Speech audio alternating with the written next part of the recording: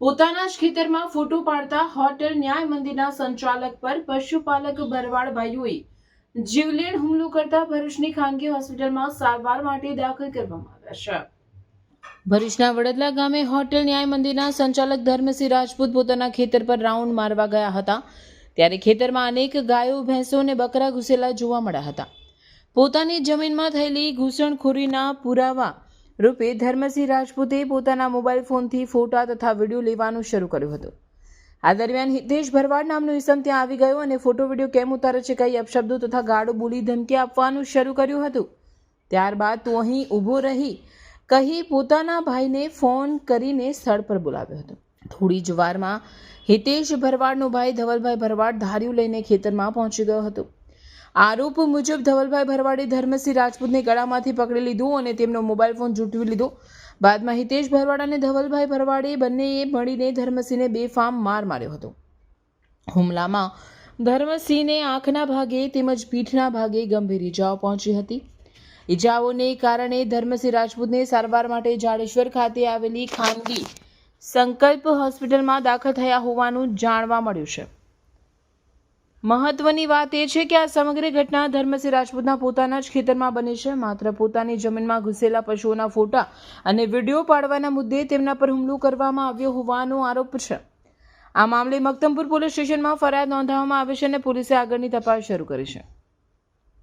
ધર્મસિંહ રાજપૂતે જણાવ્યું છે કે તેઓ હવે ખેતી કાર્ય બંધ કરી ચૂક્યા છે, છતાં પોતાની જમીન પર જવા અને ત્યાંની સ્થિતિ અંગે ફોટા વિડીયો કરવાની તેમને સંપૂર્ણ હક છે। તેમણે વધુમાં જણાવ્યું કે ભરવાડ સમાજના ઈસમો દ્વારા અગાઉ પણ 3 થી 4 વખત આવી જ પ્રકારની ઘટનાઓ બની ચૂકી છે, જે અંગે ફરિયાદો કરવામાં આવી હોવા છતાં સંતોષકારક કાર્યવાહી થતી નથી।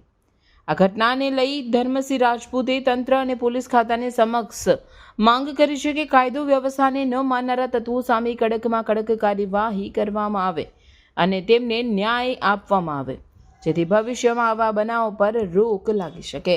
અંદર જોયો ગાયો ભેંસો બકરીઓ બધી ખેતરમાં હતી અને હું મારા કેમેરાથી ફોટો પાડવા ગયો એટલામાં હિતેશ ભરવાડ આવ્યો અને હિતેશભાઈ વજાભાઈ ભરવાડ આવ્યો અને કીધું કેમ ફોટો પાડે છે, આમ ગાળો બોલવા માંડ્યા।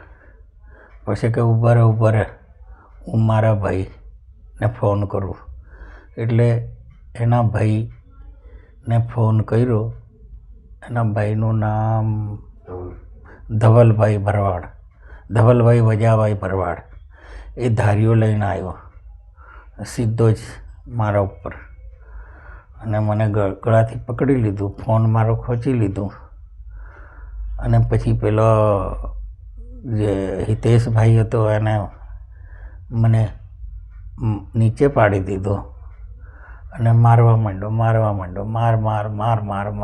કર્યો, બહુ માર્યો। પછી મારા માથામાં વાગેલો, આંખમાં વાગેલો, પીઠમાં વાગેલો, આમાં ગેબી માર બહુ મારેલો છે।